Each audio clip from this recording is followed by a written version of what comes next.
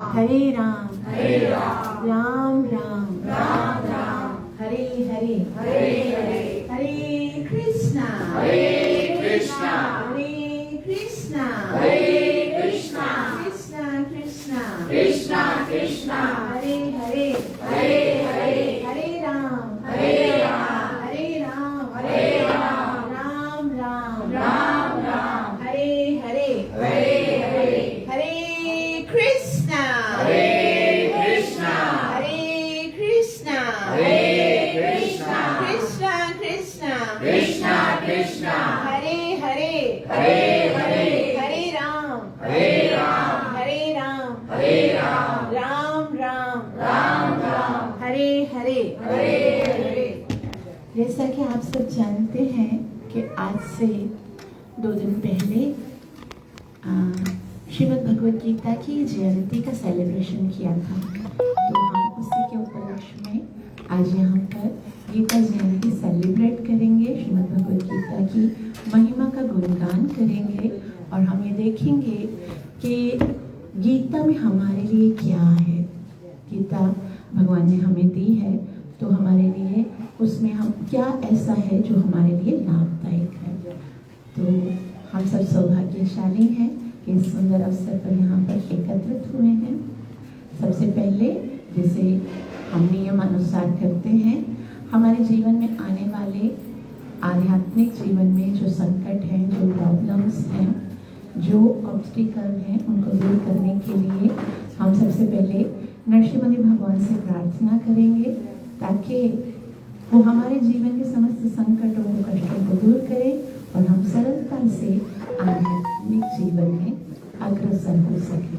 तो सब मिलकर नरसिम्हा कवच का पाठ करेंगे। प्रभु उनको पेपर्स दे देंगे। हरे कृष्ण प्रभु। ठीक है, तो सब मेरे साथ मिलकर नरसिम्हा कवच का पाठ कीजिए।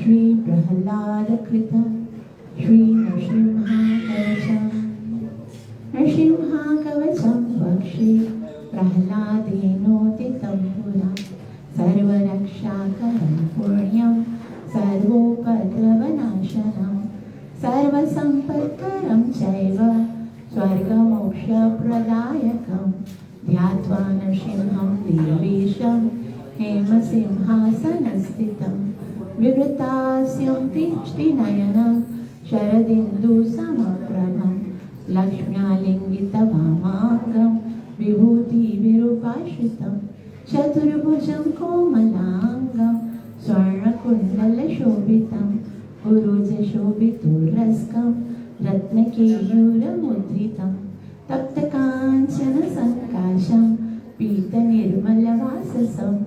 इन्द्रादिस्फुरन्माणिक्यदीप्तिभिः विराजितपदद्वन्द्वं शङ्खचक्रादिहेतिभिः गरुत्मता च विनया स्तूयमानं मुदान्वितं सहुड्कमलसंवासं कृत्वा तु कवचं पठेत् नरसिंहो मे शिरः पातु लोकरक्षात्मसंभव सर्वगोपीस्तम्भवास बालं मे रक्षतो ध्वनिं नरसिंहो मे दिशः पातु सोमसूर्याग्निलोचन स्मृतिं मे पातु नरहरि मुनिवर्या स्तुतिप्रिया नासा मे सिंहनासस्तु मुखं लक्ष्मीमुखप्रिया सर्वविद्याधिपः पातु नरसिंहो रसना मम वक्त्रं पातु इन्दुवदन सदा प्रह्लादवन्दिता नरसिंहा पातु मे कण्ठं स्कन्दौ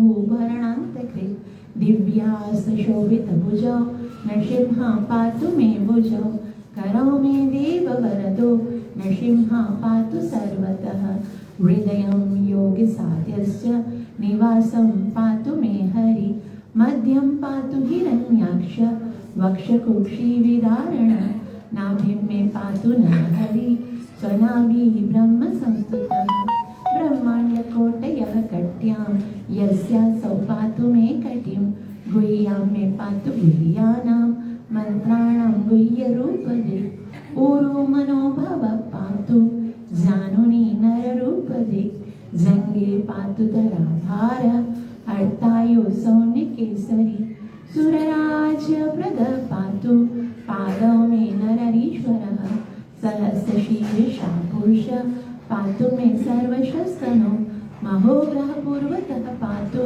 महावीराग्रजोनितः महाविष्णु दक्षिणे तु महाज्वालस्तु नैऋतो पश्चिमे पातु सर्वेषु दिशि मे सर्वतोमुख नृसिंहा पातु वायव्यां सौम्यां भीषण ईशान्यं पातु भद्रो मे सर्वमङ्गलदायक संसारभयदः पातु मृत्युर्मृत्युनिकेसरी इदं नृसिंहा कवचं प्रह्लादमुखमण्डितं भक्तिमान् यः पठे नित्यं सर्वपापै प्रमुच्यते पुत्रवान् धनवान् लोके दीर्घायुरुपजायते यं यं कामयते कामं तं तं प्राप्नोत्य संशयं सर्वत्र जयमाप्नोति सर्वत्र विजयी भवेत् भूम्यन्तरिक्ष दिव्यानां ग्रहाणां विनिवारणं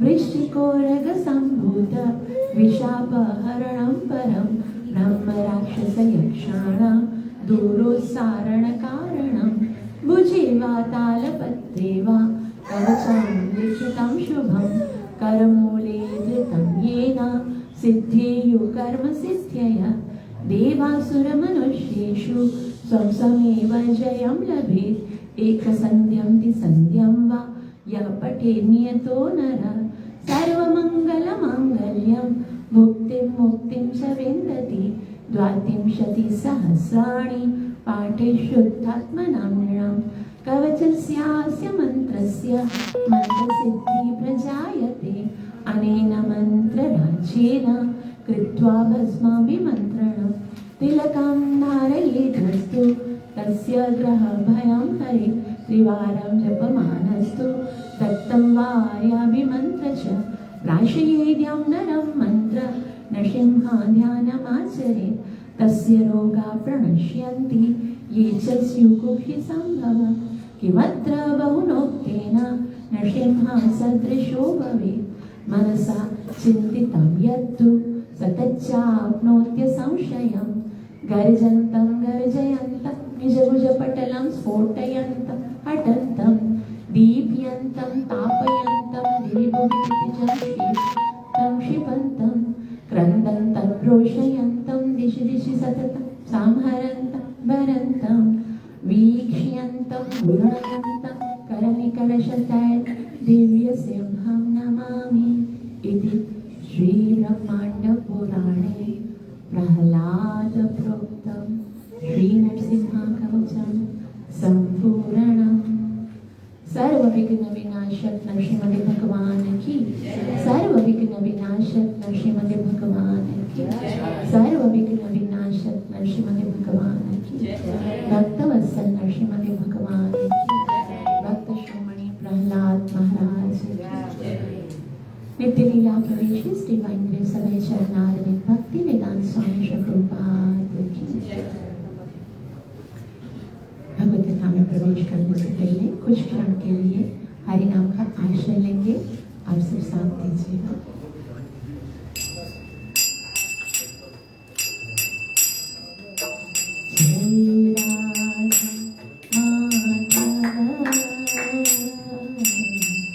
जय कुंज बिहारी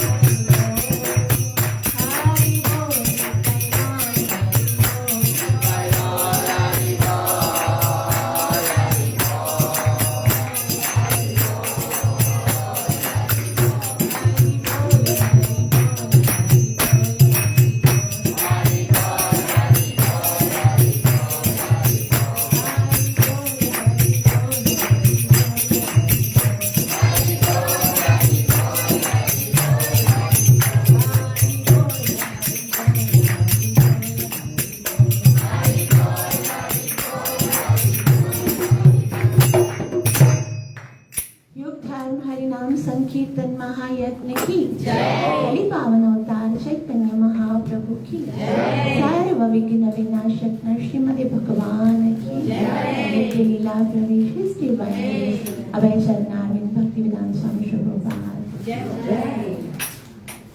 भगवत कथा में प्रवेश करने से पहले गुरु और गौरंग से कृपा की याचना करते हुए मंगलाचरण करेंगे ताकि हम जो कुछ श्रवण करने वाले हैं उसका हमें पूरा पूरा लाभ प्राप्त हो सके, जो कि है ओम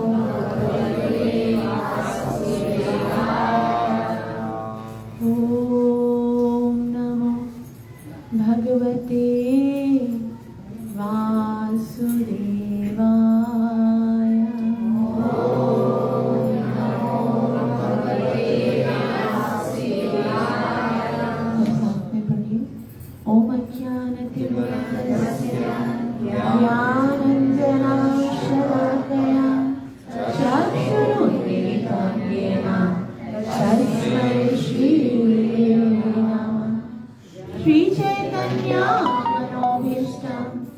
स्थापितं येन भूतले स्वयं रूपः कलामयं ददाति स्वपदान्तिकं वन्देऽहं श्रीगुरुं श्रीयुतापदकमलं श्रीगुरुन् वैष्णवांश्च श्रीरूपं साग्रजातं सहगणं विदं तं सजीवं साद्वैतं सावधूतं हरिजनसहितं कृष्णचैतन्यदेवं श्रीराधा कृष्णपादा सहगणं ललिता श्रीविशाखान्वितांश्च हे कृष्ण करुणा सिन्धु दीनबन्धु जगत्पते गोपीश गोपिकान्ता राधाकान्त नमस्ते तप्तकाञ्चन गौरङ्गे राधे वृन्दावनेश्वरि श्रीशुभानुसुते देवी प्रणमामि वाञ्छाकल्पतरुभ्यश्च कृपा सिन्धुभ्यैव च पतितानां पावनेभ्यो वैष्णवेभ्यो नमो नमः। श्री कृष्ण चैतन्य प्रभु नित्यानंद श्री अद्वैत गदाधर श्रीवासदि गौर भक्तवृंद हरे कृष्णा कृष्ण कृष्ण हरे हरे हरे राम राम राम हरे हरे। ग्रंथराज श्रीमद् भगवद गीता मात की पतित पावनी श्रीमद् भगवद गीता मात की जय। श्रीमद् भगवद गीता की मिशन में कुछ भी बोलने से पहले मैं बारंबार नमस्कार समर्पित करती हूँ इस डिवाइन ग्रेस अभय शरणार्विंद भक्ति वेदांत स्वामी श्री प्रभुपाद जी के पावन चरण कमलों में, जिन्होंने अपनी रातों की नींदें कुर्बान कर दी केवल इसलिए ताकि ये श्रीमद् भगवद गीता हम तक पहुंच सके। और आज जो हम श्रीमद् भगवद गीता को समझ रहे हैं, उसको पढ़ रहे हैं और अपने जीवन में उतारने का प्रयास कर रहे हैं, उसका पूरा का पूरा श्रेय जाता है श्रील प्रभुपाद जी को। क्योंकि यदि श्रील प्रभुपाद जी इतनी साधना करके, इतना कष्ट उठाकर अपने पर्पस को, तात्पर्य को हम तक पहुंचाते नहीं, तो शायद आज हम श्रीमद् भगवद गीता को यथारूप में, उसके वास्तविक अर्थ में कभी नहीं समझ पाते। तो हम जन्म जन्मांतर तक ऋणी रहेंगे। हम श्री प्रभुपाद जी के इस ऋण को कभी भी नहीं चुका सकते कि उन्होंने भगवान के इस संदेश को यथारूप में एज इट इज और इतना सरल करके हम तक पहुंचाया, ताकि हम अपने जीवन में एक बहुत बड़ी सारी, ये जो श्रीमद् भगवद गीता बहुत फिलॉसफी है, भगवान ने बहुत सब दृष्टांत दिए, बहुत सब तत्व बताए, लेकिन श्री प्रभुपाद जी ने एकदम सरल शब्दों में भगवद गीता को हमें आसान करके समझाया, ताकि हम अपने जीवन को इस भगवद गीता के स्वरूप में डाल सकें। और इसके उपरांत यहाँ उपस्थित समस्त वैष्णवियों के चरणों में मेरा दंडवत प्रणाम है। मैं जानती हूँ कि आप सब परमहंस की तरह मेरे अवगुणों को नहीं देखेंगे और श्रीमद् भगवद गीता के सार को, जैसे हंस केवल सार रूपी दुग्ध को ग्रहण करते हैं, आप भी श्रीमद् भगवद गीता रूपी अमृत को ही स्वीकार करेंगे। मैं दंडवत प्रणाम करके आप सब वैष्णवों के चरणों की धूल को अपने मस्तक पर ग्रहण करती हूँ। आप सब मुझे आशीर्वाद दीजिए और हृदय से प्रार्थना कीजिए, ताकि मैं सही शब्दों में और सही समय पर सही भाव से भगवान कृष्ण के इन शब्दों की स्तुति कर सकूं। मैं आप सब भक्तों के मन को संतुष्ट करके भगवान की वाणी सुना सकूं और अपने हृदय को पवित्र कर सकूं। कृपया मेरा प्रणाम स्वीकार कीजिए और आप सब मुझे हृदय से आशीर्वाद दीजिए। वंचाकल्पतरोभ्यश्च कृपा सिन्धुभ्येव च पतितानां पावनेभ्यो वैष्णवेभ्यो नमो नमः। तो आज हम यहाँ पर गीता जयंती मनाने के लिए एकत्रित हुए हैं। आपको पता है, पूरे संसार में सिर्फ एक ही ऐसा शास्त्र है जिसका जन्मदिन सेलिब्रेट होता है। जन्मदिन किसका सेलिब्रेट होता है? जो जीवित हो, जो एक जीवित ग्रंथ, लिविंग हो, उसका जन्मदिन सेलिब्रेट करते हैं ना। और ये श्रीमद् भगवद गीता कोई साधारण शास्त्र नहीं है। श्रीमद् भगवद गीता एक लिविंग ग्रंथ है। लिविंग है अर्थात उनमें वो जागरूक ग्रंथ है। श्रीमद् भगवद गीता में हमारे सारे प्रॉब्लम्स को सॉर्ट आउट करने की शक्ति है। और श्रीमद् भगवद गीता क्या है? ऐसा मैं अगर बोलूं कि वो लिविंग ग्रंथ है, वो जागृत है, तो शायद मेरे शब्दों में कोई सच्चाई ना हो। लेकिन आप जानते हैं, आदि शंकर आचार्य, जिन्हें जगत गुरु कहा जाता है, उन्होंने श्रीमद् भगवद गीता के महात्म्य लिखे और उन महात्म्य में उन्होंने कुछ श्लोक लिखे हैं जिन्हें गीता ध्यानम कहा जाता है। वे कहते हैं कि गीता को पढ़ने से पहले गीता का ध्यान करना चाहिए। उन्हीं श्लोकों में उन्होंने एक बहुत ही सुंदर श्लोक लिखा है और इसको अगर हम समझ जाते हैं तो हम ये जान जाते हैं कि श्रीमद् भगवद गीता से हमारा क्या संबंध है। तो बहुत ही सुंदर शब्दों में आदि शंकर आचार्य जी कहते हैं, ओम पार्थाय प्रतिबोधिता भगवता नारायणे न स्वयं व्यासेन ग्रथिता पुराणमुनिमा मध्ये महाभारत अद्वैतामृतवर्षिणी भगवती अष्टादशाध्यायिनी अम्ब त्वामनुसन्दधामि भगवद्गीता भगवद्वेषिणी। यहाँ पर आदि शंकर आचार्य कहते हैं, पार्थाय प्रतिबोधिता, अर्थात ये जो शास्त्र है वो पाठ को प्रथा के पुत्र अर्जुन को सुनाया गया। प्रतिबोधिता अर्थात उनको सुनाया गया। किसने सुनाया? भगवता। यहाँ पर वो इस बात को डिक्लेयर कर रहे हैं कि सुनाने वाला कृष्ण कोई साधारण नहीं बल्कि कौन है? भगवान है, भगवता। और वो भगवान नारायणे न स्वयं, साक्षात नारायण है। और वो क्या सुना रहे हैं? अद्वैतामृत वर्षिणी। वो एक अमृत की वर्षा कर रहे हैं। भगवान स्वयं अपने मुखारविंद से अमृत की वर्षा कर रहे हैं। और वो क्या करते हैं? व्यास ग्रथि ने, लिख कौन रहा है? व्यास ग्रथि ने पुराण मुनिना। इस पुराण को लिखा किसने है? वेद व्यास ने। और कहाँ रखा है? मध्य महाभारत, महाभारत के मध्य में इसको स्थापित किया।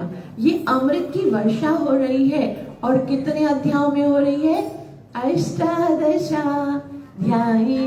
अष्टादश 18 अध्यायों में भगवान श्री कृष्ण ने अपने प्रेम को प्रकट किया है। और ये भगवत गीता क्या है? वे कहते हैं अम्ब त्वाम अनुसन। अम्ब त्वाम, अम्ब कहते हैं, किसी को बोलते हैं अम्ब? किसको बोलते हैं? अम्ब कहते हैं माँ को। अम्ब त्वाम अनुसंधामी। ये भगवत गीता हम सबकी माँ है। ये कौन कह रहे हैं? आदि शंकराचार्य। इतने ज्ञानी व्यक्ति हैं, इतने महान व्यक्ति हैं, वो एक पुस्तक को कह रहे हैं ये कौन है? हमारी माँ है। तो ये कितना महत्वपूर्ण है। और वो क्या करने वाली है? भगवत गीता भवद्वेषिणी, अर्थात भगवत गीता हमारे समस्त समस्याओं का समाधान करने वाली है। तो जैसे मैंने आपको कहा कि भगवत गीता एक लिविंग बुक है। तो जैसे माँ कहा गया है आदिशंकर आचार्य ने, तो हम जानते हैं कि अगर माँ हम किसी को कहते हैं तो डेफिनेटली कोई जीवित व्यक्ति होना चाहिए, है ना। कोई डेड बॉडी को तो माँ नहीं कहता है, उसमें जीवन होना चाहिए, उसमें प्राण होना चाहिए। तो यहाँ पर वे बता रहे हैं कि ये श्रीमद् भगवत गीता एक जीवित ग्रंथ है जो माँ की तरह कार्य करती है। और ये पूरी दुनिया में सिर्फ यही एक शास्त्र है जिसको माता कहा गया है। और बहुत सारे शास्त्र हैं, 4 वेद, 6 शास्त्र, 18 पुराण, 108 उपनिषद, किसी को भी माँ नहीं कहा गया, लेकिन सिर्फ श्रीमद् भगवत गीता को माता कहा गया। आपको पता है वैसे तो माता जो है वो बहुत सारे कार्य करती है ना हमारे जीवन में। बहुत सारे कार्य माता के द्वारा बहुत सरल हो जाते हैं। लेकिन अगर उन सारे कार्यों को कैटेगराइज किया जाए तो 2 मुख्य कार्य जो है वो माँ करती है। 2 मुख्य कार्य कौन सा करती है? पहला कार्य करती है कि वो अपनी संतान का पोषण करती है। माता पालती है, पोसती है, खिलाती है, पिलाती है, उसको नरिश करती है। माता जो है, संतान जो है वो माता के ऊपर डिपेंड होता है। माता ही उसको पोषण करती है। और दूसरा क्या करती है माता? माता बच्चे को, अपनी संतान को सुरक्षा प्रदान करती है हर कदम पर, फिजिकल लेवल में, मेंटल लेवल में, और बुरे संग से बचाती है, उसको अज्ञानता से बचाती है, और बुरे कार्य करने से रोकती है, उसको शिक्षा देती है कि आपके लिए क्या सही है, क्या गलत है। वैसे ही श्रीमद् भगवत गीता को माँ कहा जाए तो इसका मतलब है हर व्यक्ति के जीवन में श्रीमद् भगवत गीता भी 2 कार्य करती है। पहला कार्य क्या करती है माँ? अपने संतान का पालन पोषण करती है। उसी तरह से श्रीमद् भगवत गीता हमारे आध्यात्मिक जीवन का पोषण करती है। श्रीमद् भगवत गीता हमारे आध्यात्मिक जीवन का बेस है। जिस तरह से किसी बच्चे को बचपन में जब वो पैदा होता है सबसे ज्यादा आवश्यकता होती है मदर मिल्क की, है ना। माँ का दूध जो है वो बच्चे के लिए सबसे अधिक आवश्यक होता है। और अगर किसी बच्चे को माता का दूध मिल जाता है फिर उसे और किसी भी बाहरी चीज को खाने की आवश्यकता नहीं होती है। इसी तरह से भगवान श्री कृष्ण ने जब हम अपने बच्चों को इस संसार में जन्म दिया तो भगवान ने माता बनाकर दिया है श्रीमद् भगवत गीता को। उन्होंने क्या किया?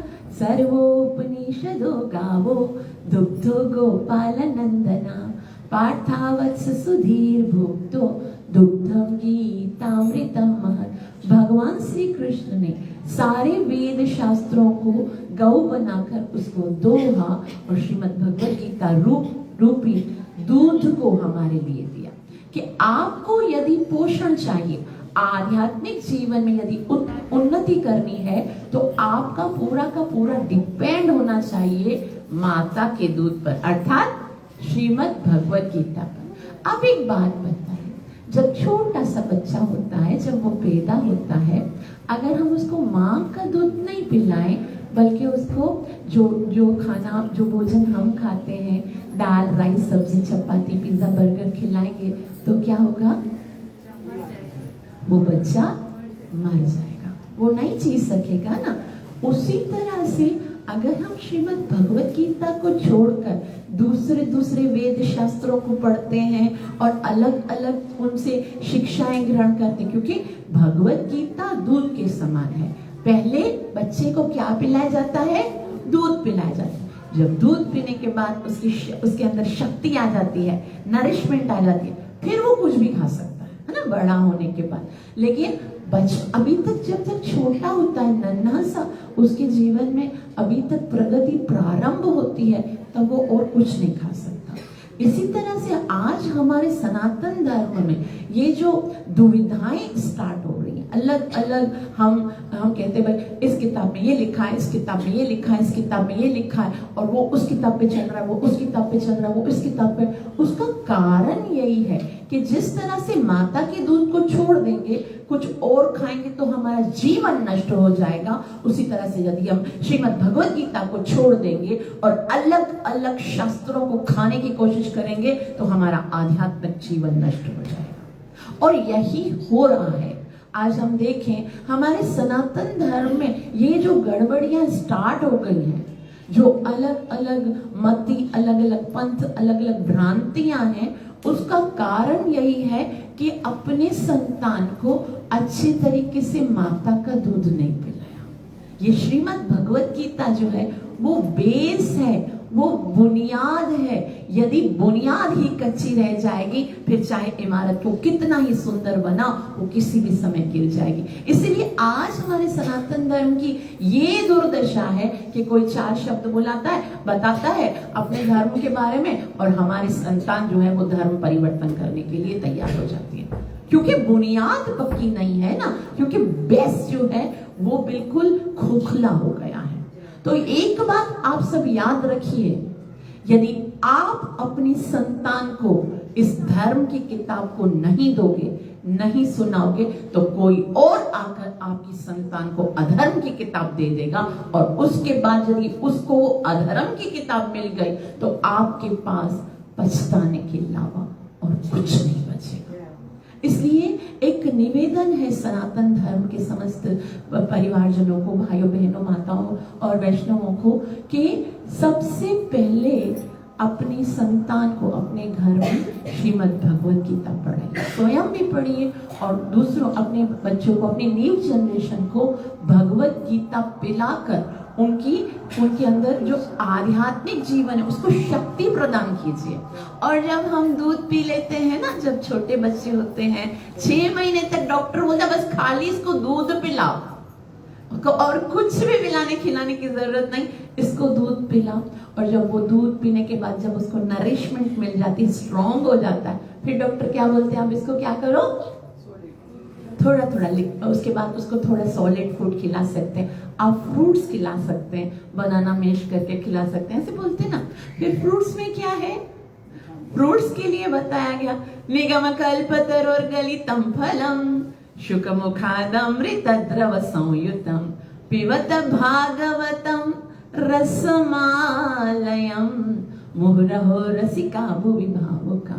वो फ्रूट जो है, जो अभी स्टार्ट करना है गीता के बाद, वो क्या है? निगम कल्पतरुण, पका हुआ फल है वेद शास्त्रों का श्रीमद् भागवत। तो जब पहले हम गीता पढ़ेंगे, उसके बाद गीता पढ़ने के बाद सब मांसपेशियां जो स्ट्रांग हो जाएंगी, उसके बाद जब हम भगवत गीता पढ़ेंगे फिर कोई नहीं हिला सकता।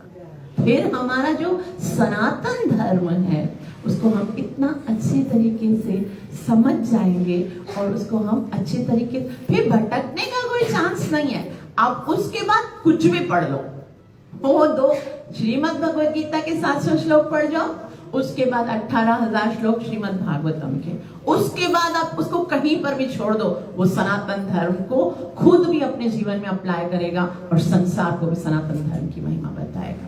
लेकिन आज क्योंकि हम सब माता पिता ही जो है वो इन दो चीजों से दूर होते जा रहे हैं। कोई बोलता है इसका पाठ करता है वो हमारे संतान, उसका पाठ, क्योंकि हमने अपने संतान की जो वास्तविक सुरक्षा जो मांग करती है उससे उसको दूर कर दिया। तो श्रीमद् भगवत गीता क्या करती है? सबसे पहले तो हमारा पोषण करती है, जैसे माता हमारा पोषण करती है, और दूसरा वो हम सबका जो आध्यात्मिक जीवन है उसको सुरक्षा प्रदान करती है। जब हम गीता पढ़ते हैं तो हमें हमारे जो आध्यात्मिक जीवन में जो भी प्रॉब्लम्स होती हैं, जो कठिनाइयां होती हैं, जो ऐसे डिसीजंस होते हैं जो हम नहीं ले पाते हैं, वो फिजिकली लेवल पर या मेंटल लेवल पर या फिर जो भी हमारे बुरे संग होते हैं उनसे बचाती है, गलत डिसीजन से बचाती। हम गीता हमारा सही मार्गदर्शन करती है।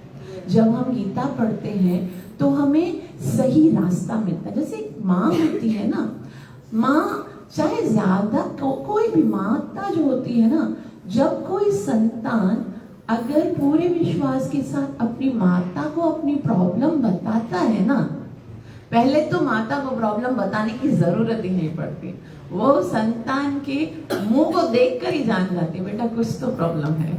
वो कुछ ना कुछ जान के, आज कुछ ना कुछ गलत हुआ है तुम्हारे साथ, है ना, क्या हुआ बताओ, मुझे बताओ। और जैसे ही माँ को बताते हैं तो माँ कुछ ना कुछ ऐसा सुंदर शब्द बताती है जिससे मन हल्का होने लगता है ना। फिर हमारा जो इतना बड़ा बोझ होता है ना मन पे, वो सब खत्म होने लगता है। उसी तरह से श्रीमद् भगवत गीता जो है, जब भी हमारे मन में बहुत सारी दुविधाएं होती हैं, बहुत सारे प्रॉब्लम, बहुत सारे संकट होते हैं जीवन में, रोज कोई ना कोई नया स्ट्रेस होता है, नई समस्या होती है, श्रीमद् भगवत गीता में उन समस्त समस्याओं का समाधान लिखा है। आपको पता है महात्मा गांधी एक बहुत ही महान व्यक्ति हैं। वो क्या कहते हैं कि जब संदेह मुझे सताता है और निराशा मेरे चेहरे पर घूरने लगती है और मुझे जीवन में आशा की कोई भी किरण दिखाई नहीं देती, तब मैं भगवत गीता की ओर मुड़ता हूँ और अब मुझे आराम देने के लिए श्रीमद् भगवत गीता का कोई श्लोक ढूंढता हूँ और मुझे मेरी माँ भगवत गीता कुछ ऐसा सुंदर संदेश देती है कि दुख के उस समय में भी मैं मुस्कुराने लगता हूँ और मैं उस सारे दुख के बीच में भी अपने आप को आनंदित महसूस करता हूँ। गांधी जी कितने महान व्यक्ति हैं और वो ये कहते हैं कि निराशा के समय मुझे सहारा कौन देती है? श्रीमद् भगवत गीता। तो श्रीमद् भगवत गीता जागृत है, इस तरह से भगवान जागृत है। ऐसा बताया जाता है कि गीता में और भगवान में कोई अंतर नहीं है। स्वयं साक्षात नारायण कहते हैं कि गीता ये एवं अष्टादशाध्यायी वाङ्मयी मूर्ति ईश्वरी, ये जो 18 अध्यायों वाली जो भगवत गीता है वो मेरी वाङ्मयी मूर्ति, अर्थात रिटर्न फॉर्म में अगर भगवान को देखो तो ऐसा ही दिखेंगे। और अगर आप कोई भी भगवत गीता का श्लोक पढ़ते हो, कोई अध्याय पढ़ते हो, तो आप समझ जाओ कि आप भगवान के साथ संग कर रहे हो। ये भगवान, आज अगर आपको भगवान से बात करनी है, भगवान से कोई बात शेयर करनी है या पूछना है, तो बहुत सरल उपाय है, गीता खोलिए और कृष्ण से बात कीजिए। बहुत ही सुंदर श्रीमद् भगवत गीता हम सबको गाइड करती, हम सबको बताती है कि हमें अपने जीवन को कैसे गुजारना है, क्योंकि श्रीमद् भगवत गीता हमारे जीवन की गाइड बुक है। जिस तरह से कोई भी प्रोडक्ट होता है उसके साथ मैनुअल गाइड होता है, उसी तरह से हमारे जो मनुष्य जीवन है उसको कैसे गुजारना है, उसके लिए भगवान श्री कृष्ण ने ये मैनुअल गाइड दिया है। तो श्रीमद् भगवत गीता जो है उसमें मुख्य बहुत कुछ है, लेकिन हम यहाँ पर मुख्य 6 चीजों को डिस्कस करेंगे कि श्रीमद् भगवत गीता में मुख्य 6 चीजें हैं। क्या 6 चीजें हैं? जैसे वेद होते हैं ना, वेदों के अंदर मुख्य 3 विषय होते हैं, जीव, जगत और जगदीश। जीव का मतलब होता है मैं, जगत का मतलब होता है संसार, जगदीश अर्थात जिसने संसार को बनाया है वो भगवान। उसी तरह से श्रीमद् भगवत गीता में टोटल कितने अध्याय हैं? 18। एक्सीलेंट। 18 अध्यायों को 3 भागों में डिस्ट्रीब्यूट किया गया। 6 अध्याय का एक सेट बनाया गया। प्रथम 6 अध्याय फर्स्ट सेट, सेकंड जो मिडल 6 अध्याय वो सेकंड सेट, और लास्ट के 6 अध्याय हैं वो थर्ड सेट है। तो यदि हम पूरी भगवत गीता का सार कुछ ही मिनटों में जानने का प्रयास करें तो ऐसे समझ सकते हैं कि जो ये 3 सेट हैं, प्रथम, मिडिल और लास्ट, इन 3 सेट में भगवान ने 2 बातें बताई हैं। अभी मैं पहले मैं बताऊंगी, फिर आप लोगों से पूछूंगी, ध्यान से सुनना है, ठीक है? हरे कृष्णा, सोना नहीं, ठीक है? जाग के सुनना ऐसा नहीं माँ की गोद में आए तो सुखी है ना। श्रीमद् भगवत गीता का जो प्रथम 6 अध्यायों का सेट है उसमें भगवान ने 2 चीजें बताई हैं। पहला क्या बताया है? पहला भगवान बताते हैं जीव आत्मा जो है वो स्वभाव से सक्रिय है। हम सब जीव आत्मा है, और भगवान भी कहते हैं नहीं कश्चित् क्षणमपि जातु तिष्ठत् अकर्मकृत्। जीव आत्मा स्वभाव से सक्रिय है, अर्थात हम कार्य किए बगैर नहीं रह सकते, कुछ ना कुछ तो करेंगे। काम किए बगैर नहीं रह सकते, क्षण के लिए भी कर्म तो करना ही पड़ेगा। तो कोई भी व्यक्ति, कोई भी जीव कर्म किए बिना नहीं रह सकता। हम सबको सब समय, सब जगह, सब स्थिति में कर्म तो करना ही है, उससे नहीं बच सकते। तो पहला जो सेट है उसमें पहला सिद्धांत बताया गया कि जीव आत्मा स्वभाव से सक्रिय है, वो कार्य अवश्य करेगी। Soul by nature is active. जीव आत्मा स्वभाव से ही एक्टिव है, कार्य करेगी। और दूसरा सिद्धांत क्या बताया है कि अगर कर्म करना ही है, कर्म किए बगैर तो नहीं रह सकते, अगर कर्म करना ही है वो तो करना है, परंतु कर्म करेंगे तो बंधन में बंधेंगे। अच्छा कर्म करेंगे तो अच्छा रिजल्ट मिलेगा, बुरा कर्म करेंगे तो बुरा रिजल्ट मिलेगा, लेकिन वो रिजल्ट भोगने के लिए आना पड़ेगा। तो दूसरा सिद्धांत भगवान ये बताते हैं कि हम कैसे कर्म करते हुए भी बंधन में ना बंधे। भगवान कहते हैं यज्ञार्थात् कर्मणोऽन्यत्र लोकोऽयं कर्म बन्धना तदर्थं कर्म कौन्तेय मुक्त संग परम व्रजेत्। यज्ञार्थात् कर्मणोऽन्यत्र लोकोऽयं कर्म बन्धना। तुम केवल मेरी खुशी के लिए कार्य करो, अन्यथा जो भी करोगे ना वो तुम्हारे बंधन का कारण बन जाएगा। तो पहला सेट जो 6 अध्यायों का, उसमें 2 सिद्धांत। पहला क्या कि जीव कार्य के बगैर नहीं रह सकता, और दूसरा कर्म करेंगे तो बंधन होगा, तो बंधन से छूटने का क्या उपाय है। तो पहले सेट में ये दो चीजें बताई गई। जो सेकंड सेंटर का मिडल जो 6 अध्याय है उसमें भी भगवान ने 2 चीजें बताई। उसमें भगवान क्या बताते हैं, बीच के 6 अध्यायों में भगवान कहते हैं जब कर्म करना ही है तो किसके लिए करें, वो यज्ञार्थात कर्म कौन है। तो दूसरे जो 6 अध्याय हैं उसमें भगवान अपने विषय में बताते हैं कि यत्करोषि यदश्नासि यज्जुहोसि ददासि यत्तपस्यसि कौन्तेय तत्कुरुष्व मदर्पणा। तो जो कुछ कर्म करता है, जो कुछ दान देता है, जो तपस्या करता है, तत्कुरुष्व मदर्पणा। अर्जुन ने कहा उससे क्या होगा कृष्ण यदि मैं सारा कुछ तुम्हें अर्पण करूंगा। Chapter number 9 verse number 27।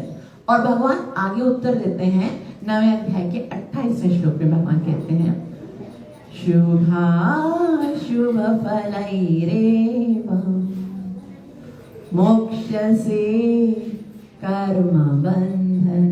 शुभ अशुभ फलैरेव, अच्छे और बुरे सारे कर्मों के फल से छूट जाओगे।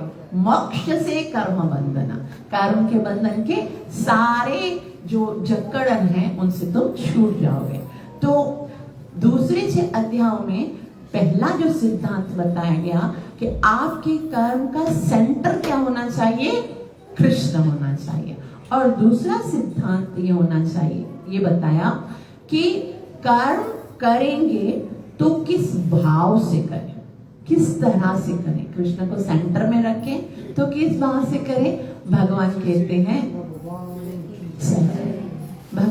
हैं पत्रं पुष्पं फलं तोयं यो मे भक्त्या प्रयच्छति। आपको कर्म करना है प्रेम और भक्ति के साथ। यदि ये 2 चीजें नहीं है, प्रेम नहीं है, भक्ति नहीं है, फिर तो आप मेरे लिए कर्म नहीं कर सकते। तो पहला सिद्धांत कर्म करना है किसके लिए, कृष्ण के लिए। और कैसे करना है, प्रेम और भक्ति के साथ। और जो लास्ट के 6 अध्याय हैं उसमें भी भगवान 2 चीजें बताते हैं। भगवान क्या बताते हैं, पहला सिद्धांत है कि संसार में बंधन का कारण क्या है। वास्तव में भक्तों, ये जो संसार जिसमें हम रहते हैं वो एक कारागार की तरह है। कारागार मतलब एक जेल की तरह है। और आप सब बोलोगे भाई जेल में तो हम सब बंधन में होते, हम किधर जा नहीं सकते हैं। लेकिन हमारे पर तो कोई बंधन नहीं है, हम जिधर चाहें हम लोग अभी ना ऊबर को बुलाएंगे भाई हमको इधर जाना है और हम उधर चले जाएंगे, हमारे पर तो कोई बंधन नहीं है। फिर हम जेल में कैसे हैं। वास्तव में ये एक ऐसी जेल है जिसका बंधन दिखता नहीं है। वो बंधन कौन सा है, वो बंधन है प्रकृति के 3 गुणों का बंधन। तो 3 गुण जो हैं वो हमको आपस में हमेशा जकड़े हुए होते हैं। और हर वक्त गुण का मतलब होता है रस्सी, जैसे कोई रस्सी से बंधा हुआ होता है ना, उसी तरह से हम गुणों में बंधे हुए हैं। सत्वम सुखम संजयति रजः कर्माणि भारत। तो सतोगुण में रहकर हम सुख से बंध जाते हैं, रजोगुण में कर्म से इच्छाओं से बंध जाते हैं और तमोगुण से हम मोह से बंध जाते हैं। तो हम बंधे हुए हैं। तीसरे 6 अध्याय में भगवान ये बताते हैं कि हम सब बंधन में हैं। और दूसरा सिद्धांत भगवान क्या बताते हैं कि इस बंधन से मुक्ति कैसे प्राप्त होगी।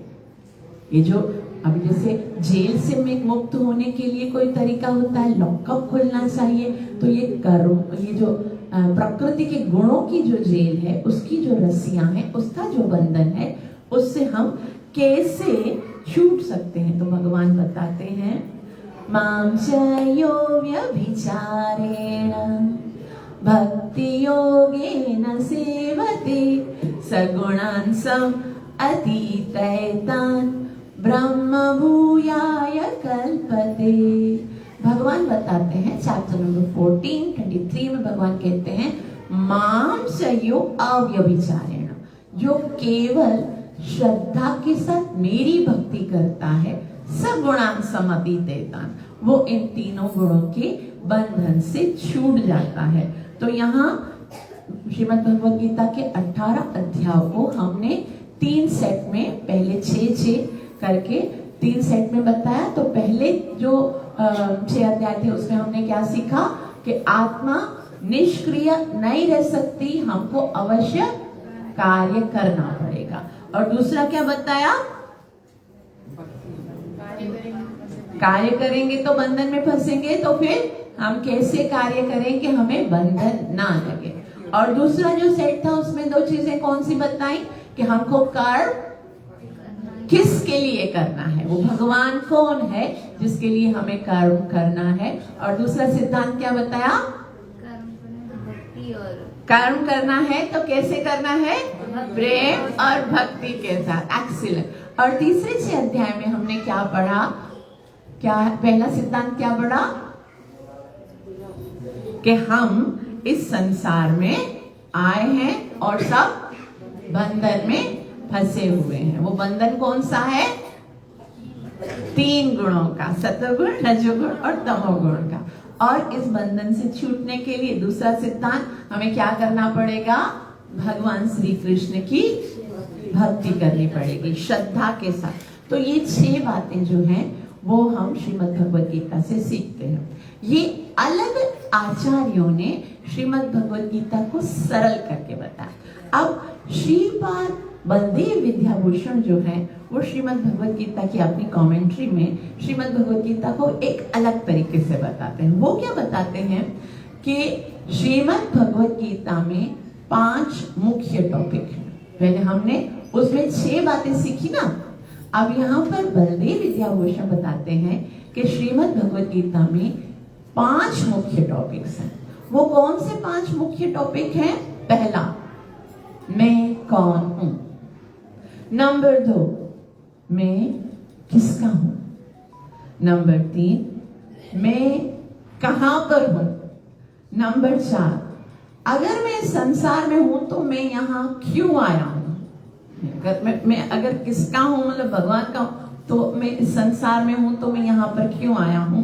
और नंबर 5 है कि मैं कब से यहाँ पर हूं, कब से आया, मैं कब आया हूं यहाँ पर। तो ये 5 चीजें जो हैं वो आचार्यगण बताते हैं कि श्रीमद् भगवद गीता के अंदर ये 5 टॉपिक्स बताए गए हैं। वैसे तो इसको ये बताया गया आत्मा, परमात्मा, प्रकृति, काल और कर्म, लेकिन वो कहने से क्योंकि हम लोगों को समझ में नहीं आएगा, इसीलिए इसी को हमने सरल करके बताया। तो पहला सवाल क्या है, मैं कौन हूं। और श्रीमद् भगवद गीता में भगवान श्री कृष्ण बताते हैं कि आप कौन हो, आप नित्य, शाश्वत, अनादि जीव आत्मा हो। भगवान कहते हैं चैप्टर नंबर 2 वर्स नंबर 20 में भगवान कहते हैं कि अजो नित्यः शाश्वतोऽयं पुराणो न हन्यते हन्यमाने शरीरे न जायते म्रियते वा कदाचिन। न जायते, तुम्हारा कभी जन्म नहीं होता, न म्रियते, तो कभी मरेगा भी नहीं। अजो, अजन्मा, नित्य, नित्य अविनाशी, शाश्वत, कभी समाप्त न हो। न हन्यते, हन्य माने शरीर, शरीर का विनाश हो जाएगा पर तुम हमेशा वैसे ही रहोगे। तो पहला, मैं कौन हूं, मैं आत्मा हूं। तो पहला अंक से पहले क्वेश्चन, मैं कौन हूं, भगवान उसका उत्तर देते हैं कि आप कौन हो, आप आत्मा हो। यानी पहले ही जो हम अब तक अपने आप को समझते आए हैं, भगवान उसको सबको निग्लेक्ट करते। ना तुम लड़का हो, ना तुम लड़की हो, ना तुम स्त्री हो, ना तुम पुरुष हो, ना तुम ब्राह्मण हो, ना क्षत्रिय हो, ना वैश्य हो, ना शूद्र हो, ना ब्रह्मचारी हो, ना ग्रस्त हो, ना वानप्रस्थ हो, ना सन्यासी हो, ना क्या हो, तुम आत्मा हो। जीवेर स्वरूप होए कृष्णेर नित्य दास, गोपी भर्तु पद कमल दास दास दासा। तो हम सब कौन है, आत्मा है, और आत्मा का स्वभाव है भगवान की सेवा करना। तो मैं कौन हूं, मैं आत्मा हूं। दूसरा सवाल क्या है, मैं किसका हूं। अगर मैं आत्मा हूँ, अगर मैं शरीर हूँ, तो मैं किसी का पुत्र हूँ, किसी की पुत्री हूँ, किसी का पत्नी हूँ, किसी का कुछ भी हूँ। लेकिन अगर मैं शरीर हूँ ही नहीं, तो भी मेरा संबंध तो किसी के साथ है, तो मैं किसका हूँ? तो भगवान श्री कृष्ण बताते हैं, चैप्टर नंबर 15 वर्स नंबर 7, भगवान कहते हैं, ममैवांशो जीवलोके जीवभूत सनातन। तुम मेरे हो, तुम मेरे हो सदियों से। तो भगवान कहते हैं तुम मेरे हो, मेरे अलावा तुम किसी के ना थे, ना हो और ना बन सकते हो। भगवान कहते हैं मम योनिर् महत् ब्रह्म तस्मिन् गर्भं ददाम्यहम् संभावः समः सर्वयोनिषु अहं बीज प्रदपिता। मम योनिर् महत् ब्रह्म, मैं तो इस पूरे महत् ब्रह्म को गर्भस्थ करता हूँ। सर्व योनिषु कौनते मूर्तया संभवंतिया, जितनी भी किसी भी योनि में तुम आओगे ना, तो उसका कारण में तुम मेरे हो, मेरे अलावा तुम किसी के नहीं हो। तो पहला प्रश्न क्या था? मैं कौन हूँ? भगवान बताते हैं कि तुम आत्मा हो। दूसरा प्रश्न क्या था? मैं किसका हूँ? तो मैं किसका हूँ? भगवान। तो यदि मैं भगवान का हूँ, तो मुझे भगवान के पास होना चाहिए। मैं कहाँ पर हूँ? अभी मैं कहाँ पर हूँ? तीसरा क्वेश्चन है। तो भगवान कहते हैं प्रकृतिम स्वाम अवष्टभ्य विसृजामि। तुम इस भौतिक जगत में हो। तो परेशानी की बात है, जब तुम दावा करते हो मैं तुम्हारा हूँ, तो मैं इस भौतिक जगत में क्या कर रहा हूँ? मैं तुम्हारे आध्यात्मिक जगत में क्यों नहीं हूँ? तो दूसरा है मैं कहाँ हूँ, और मैं कहाँ पर हूँ? मैं इस भौतिक जगत में हूँ। चौथा प्रश्न ये है कि अगर मैं इस भौतिक जगत में हूँ, तो मैं क्यों हूँ? क्यों हूँ? यस, एक्सीलेंट, आप जज कर रहे हो कि भगवान ने कहा तुम अपने कर्तृत्व के कारण। मैं तो तुम्हें अपने घर पे रखना चाहता हूँ, अपने सुंदर स्थान में। तुम मेरे साथ पास आकर मेरी सेवा कर सकते हो, लेकिन तुम अपने कर्मों के कारण यहाँ पर हो। तो पहला है आत्मा, यानी मैं आत्मा हूँ। दूसरा है परमात्मा, मैं किसका हूँ? भगवान का हूँ। तीसरा है प्रकृति, इस जगत में हूँ, इस भौतिक जगत में हूँ। और कारण क्या है? कारण। और आखिरी सवाल था मैं कब से यहाँ पर हूँ? तो भगवान कहते हैं न त्वेवाहं जातु नासम न त्वं नेमे जनाधिपा। ये कोई ऐसा समय नहीं था कि तुम नहीं थे, मैं नहीं था, और ना ही ये भौतिक जगत के दूसरे लोग नहीं थे, और ना ही कभी ऐसा समय आएगा जब मैं नहीं होऊंगा तुमने। भगवान कहते हैं भगवद गीता के 4थे अध्याय में, बहूनि मे व्यतीतानि जन्मानि तव चार्जुन तान्यहं वेद सर्वाणि न तहं वेद परन्तप। हे अर्जुन, तुम्हारे और मेरे तो अनेकों जन्म हो चुके हैं। मैं क्योंकि भगवान हूं तो मैं सब कुछ जानता हूं, लेकिन तुम ये सब नहीं जानते हो। तो मैं अनादि काल से यहाँ पर हूँ। तो ये 5 विषय, 5 टॉपिक बलदेव विद्याभूषण बताते हैं कि ये भौतिक जगत में हम आकर फंसे हुए हैं। इन 5 में से जो बहुत मुख्य चीज है जो हमें समझने की है, वो ये है कि 4 को हम कुछ नहीं बदल सकते। ये जो 4 चीजें हैं, पहला कि मैं कौन हूँ? आत्मा हूँ, हम कुछ नहीं कर सकते। आत्मा थे, आत्मा है, आत्मा रहेंगे। आत्मा को बदला नहीं जा सकता। मैं किसका हूँ? भगवान का हूँ। भगवान को कुछ नहीं बदल सकते। वो अनादिरादि गोविंद सर्व कारण कारण, वो भी ऐसे के रहेंगे। मैं कहाँ पर हूँ? इस भौतिक जगत में। प्रकृति को हम नहीं बदल सकते, प्रकृति हमारे वश में नहीं आ सकती। भगवान कहते हैं कि दैवी येषा गुणमयी मम माया दुरत्यया। ये प्रकृति बहुत कठिन है, तुम्हारे वश में नहीं आएगी। और उसके बाद हाँ, उसके बाद कर्म है। लेकिन 5वां क्या है? मैं कब से हूं? अनादिकाल से हूं। काल को भी हम नहीं बदल सकते। ये 4 चीजें हमारे कंट्रोल में नहीं है। आत्मा, परमात्मा, प्रकृति और काल, इनको ना हम बदल सकते हैं, ना चेंज कर सकते, कुछ नहीं कर सकते। एक ऐसी चीज है जिसको हम बदल सकते हैं, वो क्या है? कर्म है। क्योंकि हम अपने गलत कर्मों के कारण यहाँ पर आ गए हैं, फंस गए हैं। आहनि आहनि भूतानि गच्छन्त्य यमलाय जन्म पुनरपि जन्मम पुनरपि मरणम पुनरपि जननी जठराशयनम यह संसारे बहुत दुस्तारे कृपया पाहि पाहि मुरारे।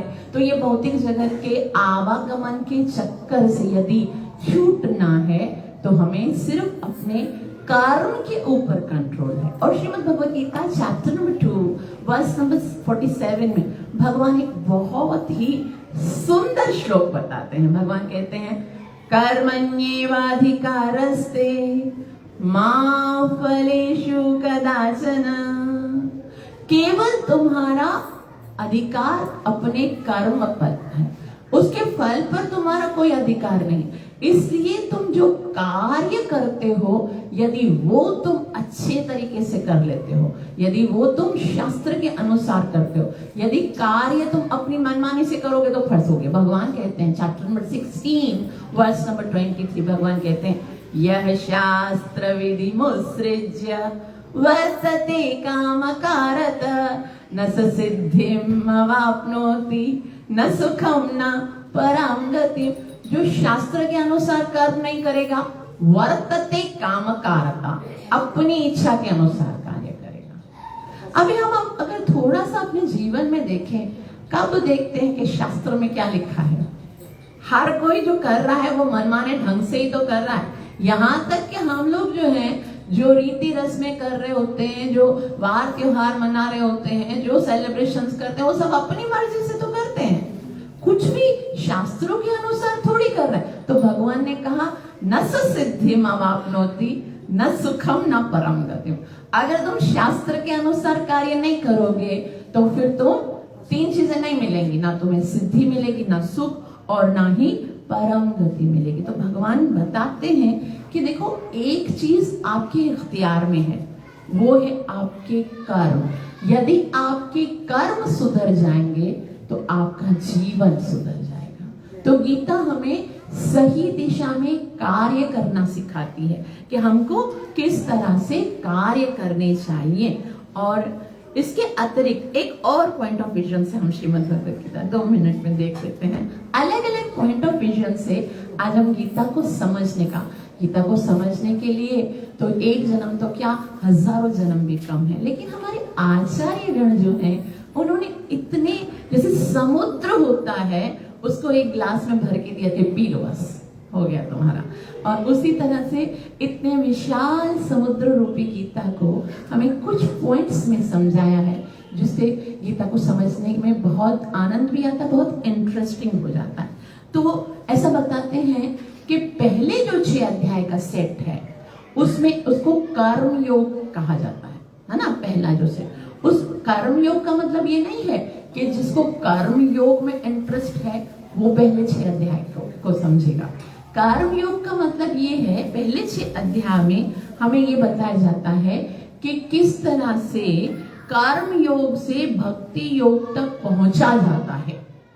अगर हम पहले 6 अध्यायों में देखेंगे तो पहले अध्याय में भगवान अर्जुन जो है वो समझ नहीं पाता कि मुझे क्या करना है। दूसरे अध्याय में भगवान बताते कि तुम आत्मा हो। तीसरे अध्याय में बोलते हैं कि आप कर्म करो। चौथे अध्याय में बोलते हैं कि आप ज्ञान से कर्म करो। 5वें अध्याय में भगवान बोलते हैं कि अगर ज्ञान से कर्म करोगे तो ये समझ जाओगे कि मैं ही क्या हूँ, मैं अहम, मैं सारे भोक्तारम यज्ञ तपसाम सर्वलोक महेश्वरम। और 6ठे अध्याय में भगवान बोलते कि ध्यान करो।